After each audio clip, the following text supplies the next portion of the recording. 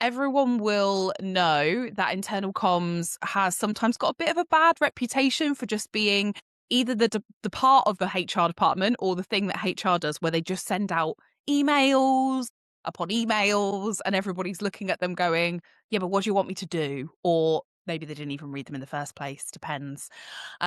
So we are going to kind of work on that together as a group and figuring out how you can make your communications with your team really land. I'm Emma Davies. I have worked as a fractional marketer for a lot of the HR tech companies that you either know and love or hate. I know some of them are not great. So we're not delusional.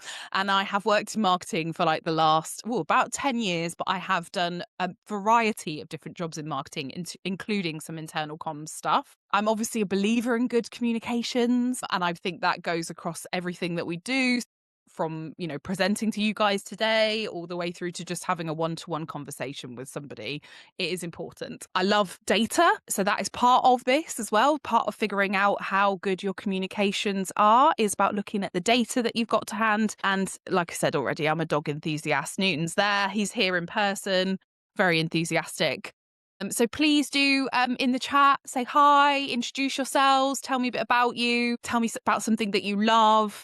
I'd love to know who's in the room and some of your interests and maybe what you hope to get out of today. But please pop that in the chat as we start. So this is our first kind of question I've got for you guys, which is, how many of you see internal comms as an everyday part of your job? You can tell me in the chat. You can say it out loud. Feel free to communicate however you like. Lovely. Excellent. Well, I'm really glad that a lot of you do see it as part of your everyday job, because some HR people that I speak to definitely see it as something that's, something that's about a particular project that they're launching and not about everyday communications with people. But it won't shock you to find out that a lot of change initiatives in businesses go completely wrong because of literally purely down to communication gaps, misalignment, or employee resistance. And obviously comms plays a huge part in making sure that doesn't happen. I mean, you can just imagine the amount of money we waste, the amount of time we waste, the frustration of everybody who's ever been involved in a change initiative when it just completely falls off the rails, or we have to scrap it and start again. So that's why I think talking about comms in this way is so important. So again, just for a moment, let's all think about, if you feel like sharing a personal experience, feel free. But if you want to give me a hypothetical situation, then do. But I'd love to know what you think kind of goes wrong when it comes to internal communications or communicating stuff to people. Tell me in the chat. Feel free to unmute. Go for it, whatever suits you. I don't mind saying, I know I'm quite chatty. And so sometimes I have to really be careful, especially if it's email, that it's not too wordy, because people just won't read it. Yeah. Yeah. So a little bit of over communication there, maybe part of the. And I try and do as much as, be really clear in the subject line, particularly if I need something to be completed. Yeah. And give a date. And sometimes I'm even really precise to give a time on that date. Oh, lovely. Top marks for you. Yes, that's a good one in the chat from Liz. So when you have a plan all set out and someone spills the beans before your planned date. Yes, those people who spoil it for everyone else. For me, it's trying to find that the balance of kind of what's in it for the audience, but then I'm quite keen to share that golden thread. So looping it all together and how does this fit with strategy? But then if that lands at, Sally in retail land, Sally doesn't care about any of that. So it's trying to adapt it to different audiences. Yeah. So I put too much comms in, whereas then people are no, that needs to get stripped out. That doesn't need to go in there. That doesn't need to go in there. We just kind of want them this bit. But it's no. They need to know kind of how that all links together. Yeah. So yeah, probably over communicating, I'd say. Yeah, it's that kind of too much, but also you want to be thorough, right? So you want to make sure everyone's got the information, but then it's that balance, isn't it, between writing for the audience that you've got and making sure they've actually got the information they need. It is tricky. I think from a kind of internal comms point of view, it's the hardest thing. But I have hopefully got some tips, John, later on down the line for that. Emma, can I just add to that? Sorry, I also struggle, sort of linked to that with The things that I think are a no-brainer, the things that are so obvious to me because I'm in L&D and I can see the benefits, and I'm not very good at expressing what's in it for other people that aren't in my world. Yeah. Yeah. I think it is that is difficult for all of us. I think, like even when I do like external marketing, sometimes we forget that we're not the audience, Mm. and something that seems really straightforward, we're like, why don't they understand that? And actually it's because people do take in information differently. Some people prefer like a meme to to an email, and it's all about that. And that's what we're trying to figure out. Yeah, just that sometimes, particularly when we're all so busy and in a rush to kind of get things ticked off the to-do list, you think, okay, I've told everyone about that. That's that job done. I can move on.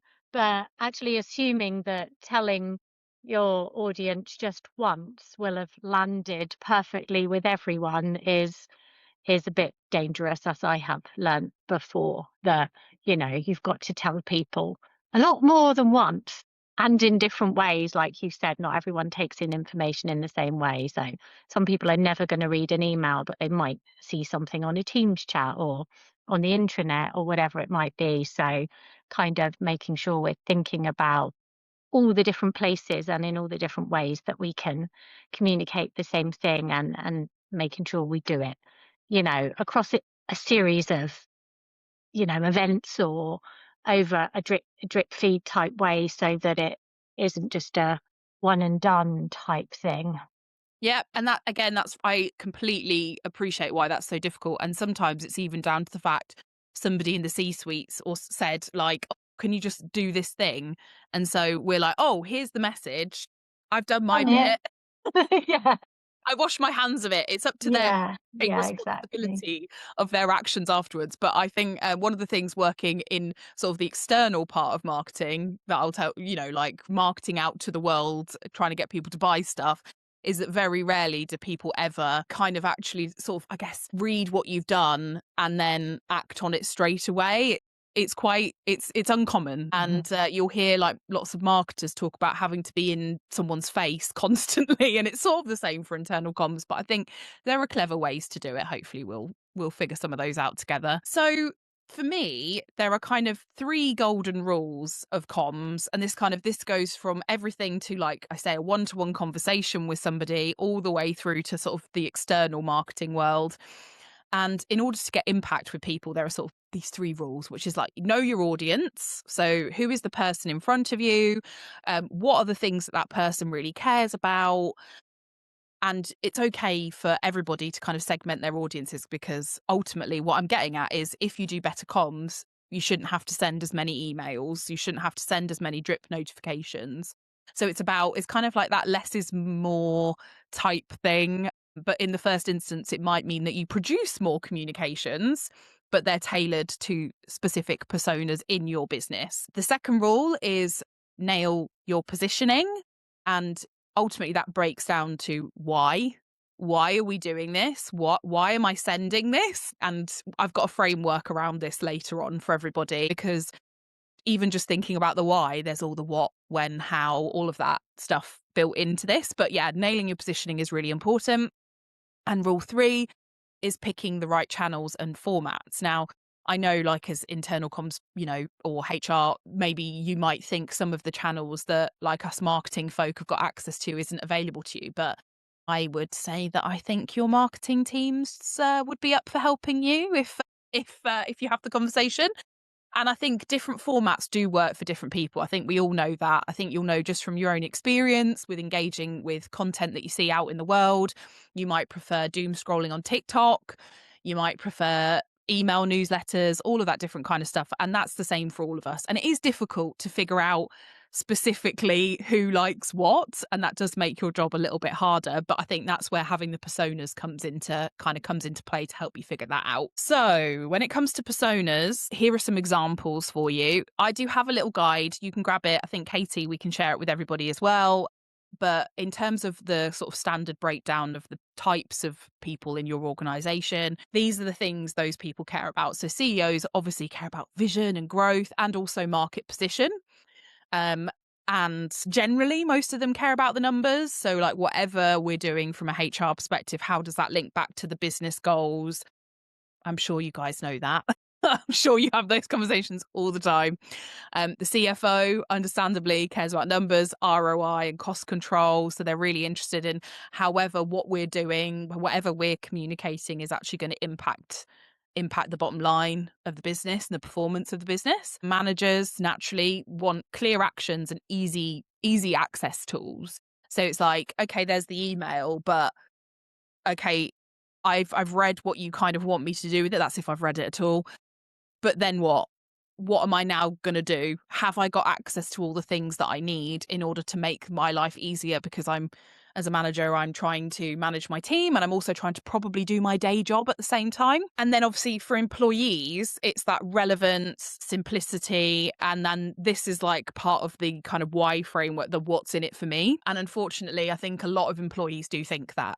So we all know that if it's attached to a bonus, everybody's going to jump on it like hotcakes because they want their money. But if it's not, why should I bother with this thing? And I think that's something that quite a lot of communication, and then that is everything from a Slack notification through to an email, everything needs to be through the lens of like, what do the people, if they do this thing, what do they actually get out of it?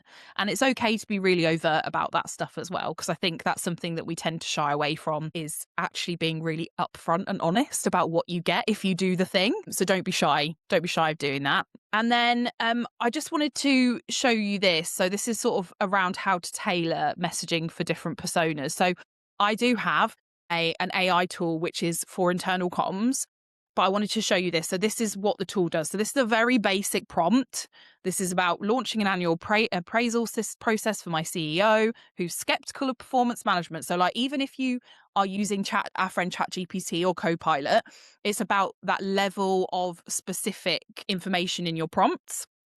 So yeah, my CEO is skeptical about performance management, driving the business. They don't get it, and managers struggle to have meaningful conversations about performance. I'm sure this is a situation that you are all aware of and have lived through. And then what I want is my AI tool, no matter which tool you choose, to help me tailor the messaging about why this is so important, and also how I should tailor my messaging for different people. So it's about, when you are doing this sort of stuff, either you're writing it yourself or you are asking your AI friends to support you with it, is just giving the specific information in the prompt. So, for example, Thesmia will come up with a lovely little form for you, and it will pull out the information. Now, a good AI tool should also do something similar. So it will start to draw on the specific information from your business. But if your tool doesn't do that, you can give it this information. It's really helpful. The longer you spend writing a prompt, the better. And then, as you can see, this is the sort of response back. We've got the CEO framework. We're like, okay, how do I position this? What are some of the things I should be saying? How do I handle objections from my CEO? And then a similar sort of, playbook for your managers as well. So like, how do I position this to managers? How do I position this to my employees? And just really thinking about those personas in your business. So whether you use AI or not, that's the sort of breakdown I would always give. Just think about those audiences, think about what they care about, and then, really kind of almost interrogate why they should care. So that's just a little example. In your businesses, who, or in a hypothetical situation, up to you, you can either invent one or use your own. Who are the sort of 2 to 3 key audiences for the next thing you either want to launch or ongoing projects you've got? Feel free to chat or out loud, up to you. Those come forward. So it's the identical example of what you've just shown, but instead of it, we call it performance conversation. So it's a relatively very new initiative into the business. So we've got 11 businesses under the central kind of group umbrella. And then I'm in the position now, so we're launching Q1 for January, February, March. So now it's just thinking about those audiences currently. So for me, it would be, you've got SLT for each 11, so you've got 11 sets of SLT, and then you'll have then a set of their direct reports, so their senior leaders underneath them, and then now you then go into all the employees. So you've then essentially got 3 kind of audiences, but done across 11 businesses. It's a lot of comms, isn't it? Isn't it? Oh, it's a lot. I mean, Isn't it? I'm gonna hope that you've got some AI friends helping you out, or you're able to, because I think, even from a marketer's point of view, I think, that's the sort of thing that back in the day I would have been like, right, I need like 6 months to write these comms for that many businesses. Whereas now I think, you can expedite that. But yeah, it's that understanding. I guess you've got the different audiences, and for you, John, you've also got the different businesses. So that Yeah. that equally feeds into what people care about. Maybe some are a bit more purpose driven than others and things like that. So yeah, it's factoring that sort of thing in. And I almost imagine you could draw yourself a little matrix of like, these are my 11 businesses, these are my 3 audiences, and now even if I just wrote in each box, what do these people care about? I think, Yeah. that's like a way That's of a good. starting to prepare for what you need to kind of communicate with people. Anyone else? Any more? I imagine a lot of this is probably managers and employees. You can nod your head if that's right. Anyone willing to share whether they've got a particularly difficult C-suite, or are they all right? Mine are pretty good, but one thing that I do find is that everyone does have their own individual opinion, and there is often a drive to try and find a consensus rather than a decision that says, understand all of those views and thank you, but this is this is what we're doing, rather than trying to make it work for every single sort of opinion and iteration, which isn't always possible. It's like kind of saying, this is it now, and we can't continue to discuss it forever and a day. We've got to kind of make a decision, and move forward. So that's one of the hardest things I struggle with. I think people want to continually talk and try and get the bit that they want in there, if you know what I mean, even if it doesn't necessarily fit perfectly for others. Kind of trying to manage that is sometimes challenging. Yeah, that is difficult. And I think, I mean, you'll know because you're living it. It's that relationship building with people to try and get your allies on board to Yeah. get things done.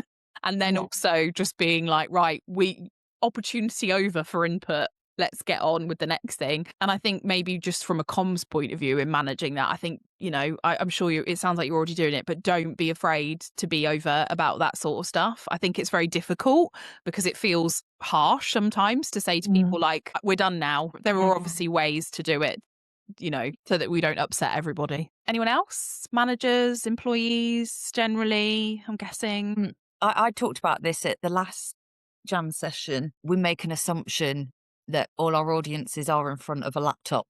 Yeah. And we've got operatives who their trades, they're in and out of people's homes, kind of fixing leaky taps and stuff like that.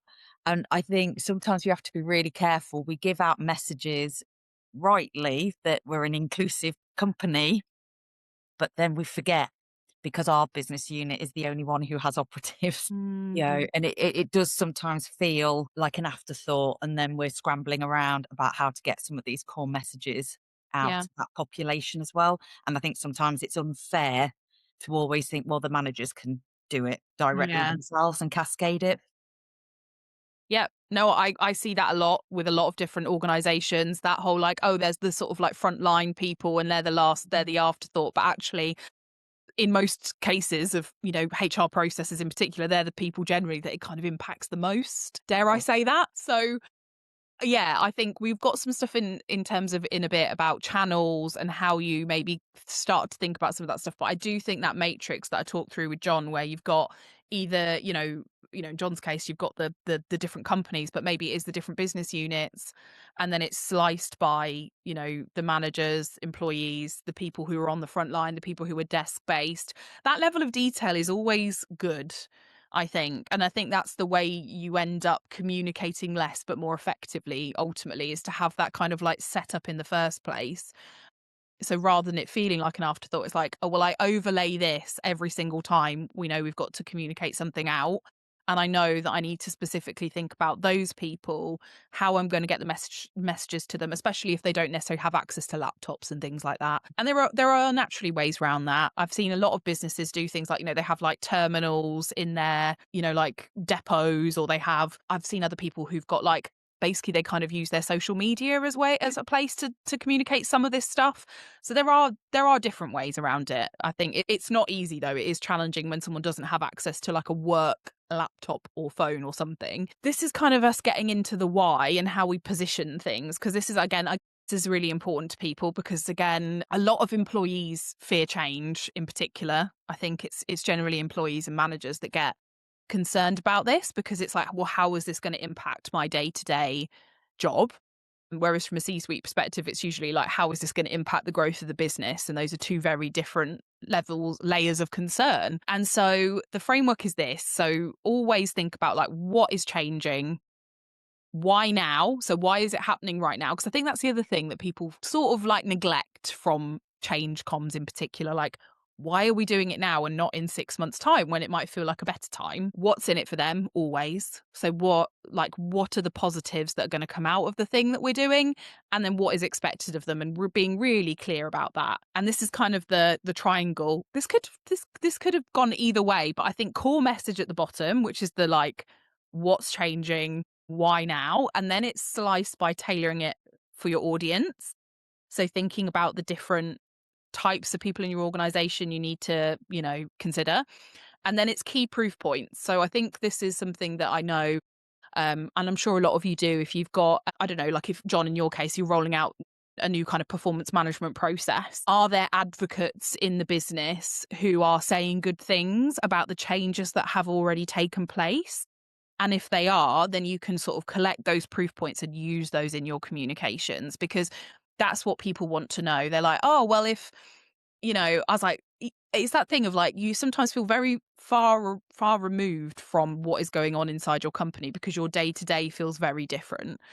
So if you know that, I don't know, Sandra in accounts is actually having a great time and I know her, that's going to speak to me as a person and make me feel like whatever's going to happen next actually might be all right. Whereas when it's kind of a bit faceless, I think it sometimes feel like this is being done to me rather than for me. And so those are some of the things that I would encourage you to do. I think obviously if you've got data points, that's lovely. But I also think when you get down to the employee level, maybe some of your employees are less bothered about data points and more bothered about the stories from within your organization. So thinking about how you can weave that in is great. And you will naturally have people in all of your businesses who are really okay in front of a camera or okay, like leaving you a little quote or a testimonial, those sorts of things. So sort of like figure out who those people are and figure out how you can kind of turn them into like your comms champions. So I'm launching, as part of like the wider sort of employee development piece, apprenticeships. Again, C-suite want to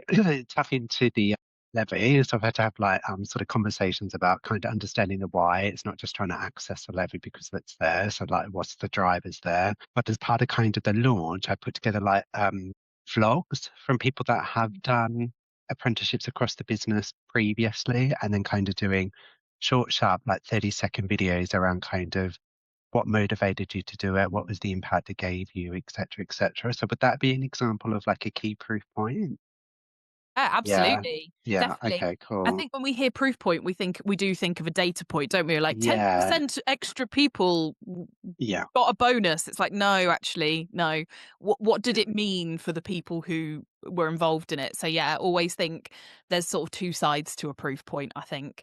And I think yourselves, like I resonate far more with people who are telling their story than I do with a data point, even though I love the data.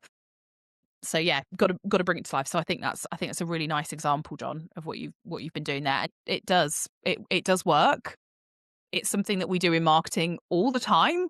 The storytelling element, the part where we like, okay, well, you love what we're doing, so let's work together. Let's figure out how we share that story is awesome. Any other thoughts on the sort of positioning side of things? Is this something that feels like it makes sense to you? So does this feel right for you guys so far? Yeah, nodding. Good. Happy days. Any tips from you on establishing what's in it for me? Yeah, absolutely. So I would always think the what's in it for me. So the performance management one is actually a really great example, because I could talk about that all day long. Is why should I, as an employee, care about me actually having a performance review? Well, one of the things is time with your manager. A lot of employees will always think, well, I don't actually get to sit down and have a good conversation with my manager very often, especially like maybe if you're on the front line, maybe that's something that doesn't happen very often. So it is a chance for me to have that time, that dedicated time with that person. It is also an opportunity for me to highlight some of the good things that I have been doing as an employee. So it's that moment where I get to shout about the nice things. The flip side of that is also, if you like feedback, it's also a wonderful time to actually get some constructive feedback. But equally, I appreciate not everyone loves that. So I think thinking about it like that might be quite helpful. That kind of like really, I mean, always start with the really selfish stuff, the really like, okay, I get time with my manager. I get to talk about why I'm so great. And I potentially get some opportunity to ask for what I want as well, depending on your performance review structure, especially if you think you've done really well and it is tied to a bonus naturally, or it's tied to a pay rise naturally. People are going to want to talk about why they've been so great. So yeah, do go to the kind of like real, like personal, gritty, like selfish points that people, might be feeling. Equally, if you think, let's say you've done an employee engagement survey and you've got like certain information that tells you that maybe some people are dissatisfied, it's okay to say to people, we can see that people are not happy about X, Y, and Z. And now we want an opportunity to actually get in and hear from you specifically what those problems are. And we're going to take them on board. And then we are going to do X, Y, and Z with them. And I think the selfish part of that is I get to have a moan about what I think is wrong. And that is sometimes all anybody wants, is to be heard. Bringing in that level of like what drives people as a human, and also what are the sort of really selfish elements to participating in whatever process it is you need people to participate in. I think you'll probably find that people are like, oh yeah, hang on. And also what people want, I think, from HR people is that you get me as a person. Like, I know you guys get me as a person because I work with HR people all the time. But do your employees know that? Not always. So I think the more overt and honest you are in your comms, probably the better. So if you are saying to people, I know you want time with your manager and this is your opportunity, I think people have a lot of respect for that. Hopefully that was helpful. You might also find people like, wow, these guys have all of a sudden become very gritty. So yeah, I'd love us to just you can imagine a scenario, or you can think about one that you're actually working on at the moment, but pick a real kind of upcoming initiative or a fake one, up to you, and then just think about the why bit. So I can go back to the framework if it's useful for you guys to have that on the screen, but just think about this in the context of maybe one of your audiences. So maybe like Hayley, the frontline people, like think this through, just a couple of sentences. What do they get out of it? John, for you, your performance, whoever it is that maybe you're the most concerned about, let's just take a couple of minutes to have a think about that. Either write something down or think about it in your head. Close your eyes for a few minutes, up to you. And see some writing, so I'll give you another minute. I'll stop you. I won't ask you necessarily to share because I know we're talking about maybe real world examples, but how did that feel? Did it feel any different from what you do normally? I think it just helps you focus. Yeah. And then it's that important structure that you need, and you've got just the elements that, have I got that covered? Yes, yes, yes, yes. Excellent. Nice. I think for me, it's definitely the tailoring it to those individual audiences and that strong rhythm for them rather than thinking it from a strategic lens. Yeah. Yeah. Basically, you're going to become marketing experts because that's what we do. We have to balance the bit between the strategic demand of the business and then what actually it means for people, the human. The human on the receiving end. And it's difficult because, yeah, especially when everyone's got an opinion on what you do, it does get hard. But I think you will find the more human, the more like response you'll get, the better feedback you'll get. I've worked with quite a lot of people who've said, oh, people actually come up to me in the corridor and start asking me stuff now. And I'm like, oh, that's nice. So when it comes to, so that's the why bit. So we've kind of got so far we've covered the sort of main structure of how you create impact with comms. We've got the kind of why and how to position stuff and the persona bit, that those levels are covered. And then there is the format and the channel.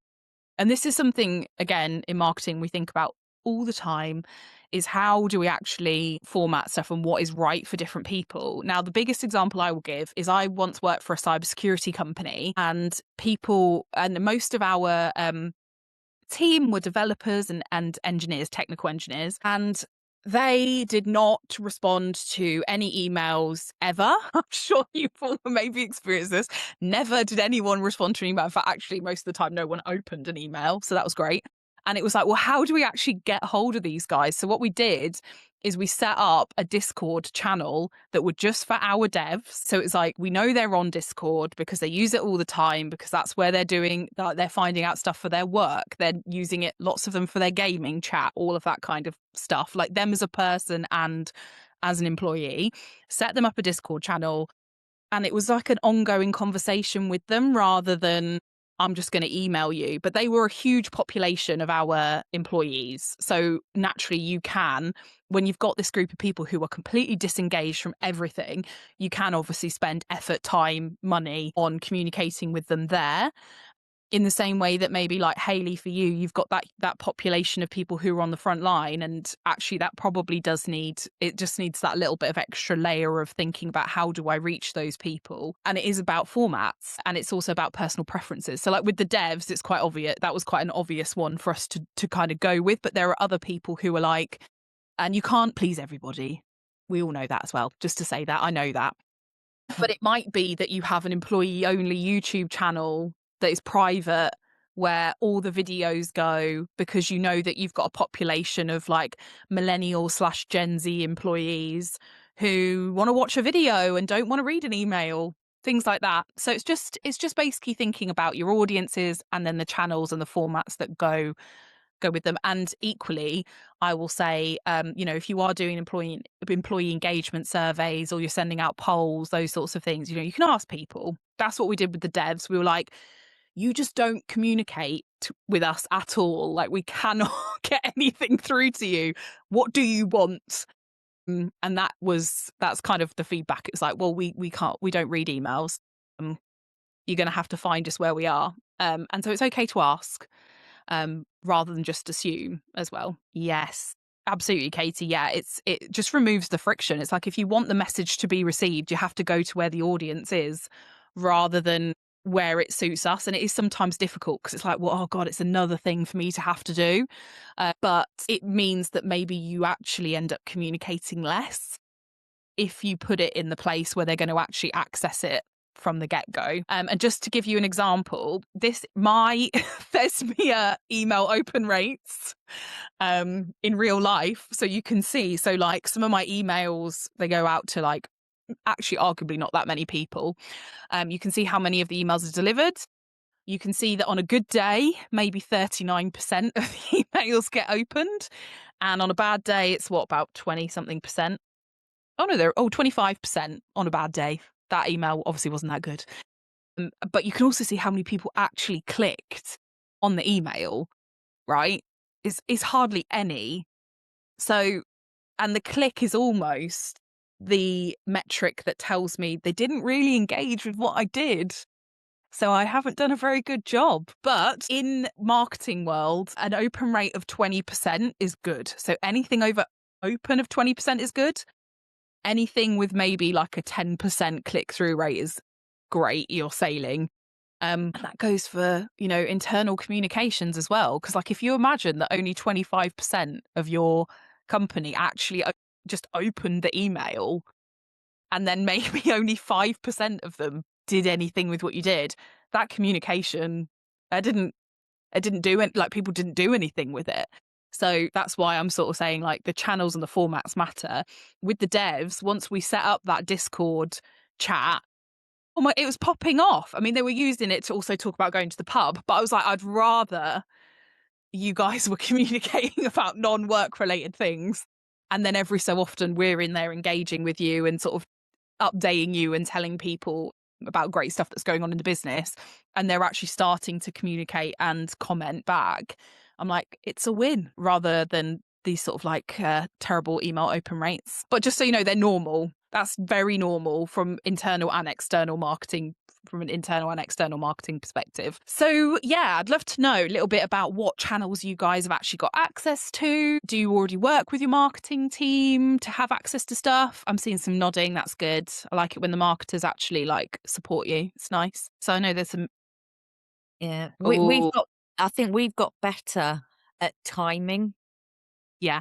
So like you'd mentioned performance management. So it was year-end performance reviews, doing almost like a work back and, reminding people what, again, the importance of it. So following your chain, like the why, but then it's the what we're doing and how we can help you as well to prepare for those and get the most out of them. So I think that landed quite well. Yeah, that's good. That's cool to know. Katie, I know you've got a question here about any pushback from the C-suite around using Discord. Ultimately, I think, to be honest with you, it came from the C-suite because the company in question had an employee engagement survey, and the whole developer department just didn't participate, basically. And then it was like, well, they were like, well, there's that frustration of like, well, what the hell is going on with these people? And then the conversation is, well, they don't read their emails, and you can't expect them to, and then so on and so forth. So it was kind of almost a bit like it came from the C-suite, because those people in the business are so business critical that if we're not hearing from them, we're not making improvements that impact them. You know, yeah, we want to keep the devs happy when you've got a cybersecurity company. Yeah, I like this. I like we've got some good channels, and also the nothing fancy thing, Sarah. I have worked for with a lot of companies where that's what we've got. We've got an intranet, we've got Teams, we've got email. I would say, like, is there, maybe it's more about formats than the channels themselves. So like email doesn't have to just be emails. Obviously, you can you can do newsletters, you can do like blog posts through email, you can do all those different formats, those different mechanisms of communicating through the channel. So it doesn't have to just be the standard, like, here's the thing, do the thing. It can be a bit softer. Do any of you guys have like employee newsletters and things like that? How well do those tend to go down? We do it. And depending upon what we're trying to signpost, I'm not close enough to know how well received they are. Mm. But I always think we've got like our intranet page, we've got some amazing resources. And again, you still keep hearing I didn't know that they were there. No, I it was didn't know. there. So Yeah. again, it's trying to, so I deliver training, so I'll always signpost stuff that, face to face or online if I've got any catch ups with people. But I try as well to practice what I preach, that some of the kind of comms emails that come out, I don't just delete them. I do have a look. I think sometimes people think, "Oh, that's fine. I don't need to work. That's one less email in my Yeah. inbox." But ours is still probably driven largely by email. Yeah, and I think that's very true of most organizations. I think, and if you're lucky, you've got an email sending platform where you can see some numbers. But I think, yeah, I guess maybe it's just thinking through some of the formats of the emails, and maybe even, yeah, if you are lucky enough to have like a MailChimp or something, segmenting the lists of different people in your organization. So this is our manager list, this is our employee lists, and what they get is just a slightly different version of the newsletter. That makes a big difference. Just that, like, almost see it as like what we talk about in marketing a lot is an experiment. So we will have like, this is my hypothesis. My hypothesis is, if I send two different versions of the newsletter, one to managers, one to employees, with slightly different messaging of things that I think they're going to care about, will that have improved my open rates? And then, at the end of the experiment, you can answer the question yes or no. So maybe it's even just maybe once a month, just testing some of that stuff is worth it. Well, because I work in construction, so we have a lot of site offices, so they are like porter cabins. And I still wonder about when people want posters, because I Yeah. think posters, at what point do they just become wallpaper that you don't look at them? Don't see. Yeah. So I don't know. And again, we're trying to juggle that sustainability angle as well about, paper printing and stuff like that. Do they, I guess this is a question, do they have access? Is there like a computer in there that people can use? depends. In Depends. all honesty, it really depends. Yeah. And again, it will depend on the duration of project and what have you, whether they'll do that. You know, it's just stuff that if you're not used to that environment as well, again, making assumptions and sometimes wrongly. Yeah, absolutely. And I do think that is where like going to those employees and just spending a little bit of time figuring out what would work with them. Again, it helps get the buy-in, right? So if these are the channels that you've got and you're like, I'm not going to get any more budget for anything fancier, which is completely understandable because most of us are in that position. Going and saying to people, what is it you want? Do you ever read the newsletter? And people will be like, no, I get it. I delete it straight away. Or, yeah, I'd love it if there were posts. And you will get some stuff that you're like, look, this is just not achievable because, you know, budgets, time, effort, all of those sorts of things. There are always going to be elements where we have to say no. But I think if someone said to you, like the devs did, well, we're just never going to engage with the company like that. Very anti-establishment group of people. But if you come to where we are, we will, then it kind of opens up the conversation, I think, to trying that sort of stuff. And I think we do have a lot of different social media channels. I appreciate we've got to be careful with them. And also you don't want to bite off more than you can chew. Like we don't want to start setting up company employee TikToks and things like that because that's just out of control. But if we set up a private YouTube channel and the CEO posted there and then we just emailed the link to everybody, is that more effective? I guess we can start to track that sort of stuff because we've got some numbers behind it. We can look at how many people viewed the YouTube video. We can see, all of those sorts of things are kind of, I still think, within reach, even if you haven't got the fancy equipment. Because if more people look at the video, then I don't have to send the email, arguably. We are nearly at time. We're nearly at the end. Just very quickly, this is the way that we think about it in marketing. We don't think about comms as a one-off thing ever, really. We always think about it in a campaign. So there's kind of before, the during, the after, and the ongoing. A straight line is actually a really terrible way of showing this. It's a circle, it's that continual flow of comms. Like I have sent something, I've teased it, I've tried something. Like I said, if you set up that kind of experimentation mentality as well, I tried it. This is what the results I got.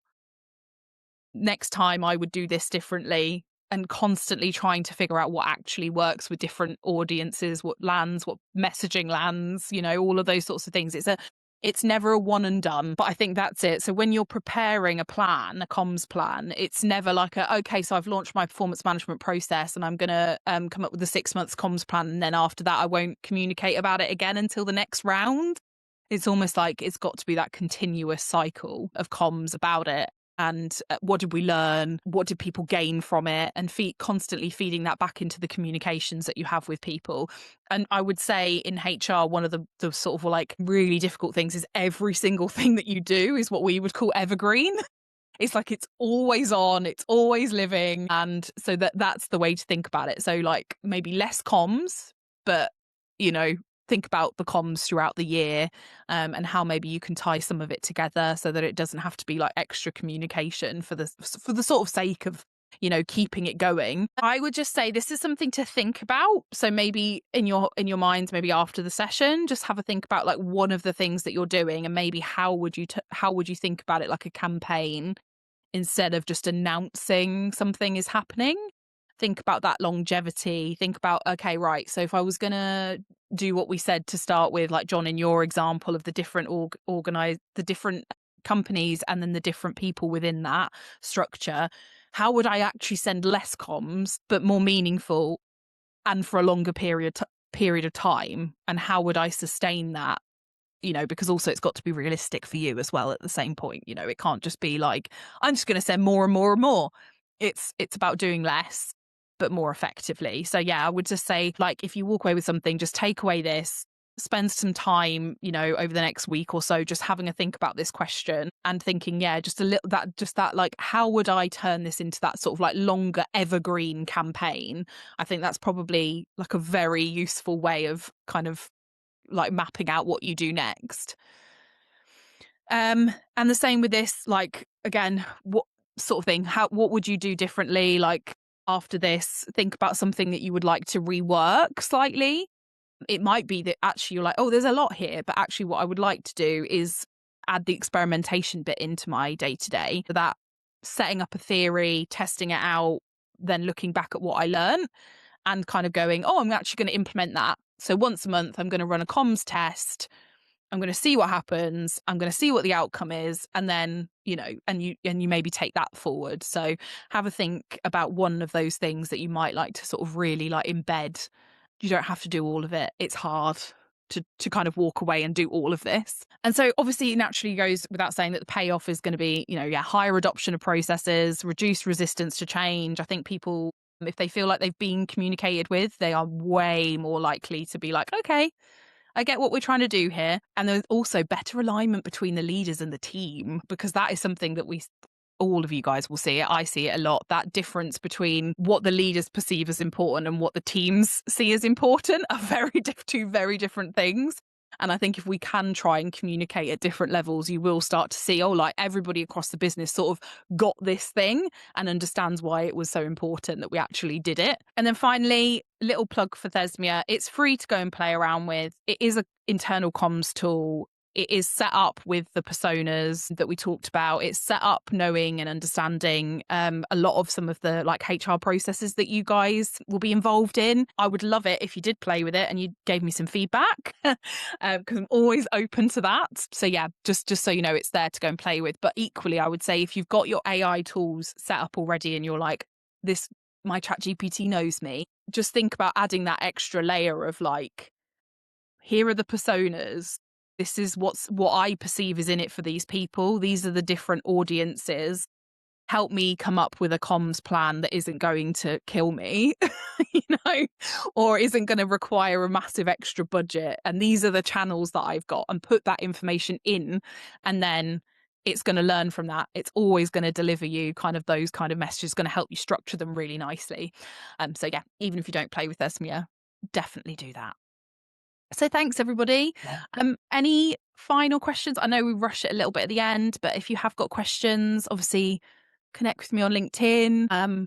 Always up for an internal comms chat. Yeah, thank you, everyone. Thank you. Thank you so much, Emma. Really appreciate your time. And thank you, everybody, for joining today as well. Do take Emma up on it. And I have had a play on Thesmia too. I think it's bloody brilliant. So, and it massively helped me thinking about how I was going to position a leadership development program for an organisation. And that's where I started getting in touch with Emma, because she's got a wealth of experience. So do take her up on the offer of connecting in with her as well. She's awesome. All right, everybody. Do take care. I've put a PDF, by the way, a couple of PDFs in the chat for you, which are takeaways from Emma's session. Enjoy. Thank you so Thanks very much. much. Thank you so much. Thank Thank you, Emma. you. Thank you, Katie. Bye.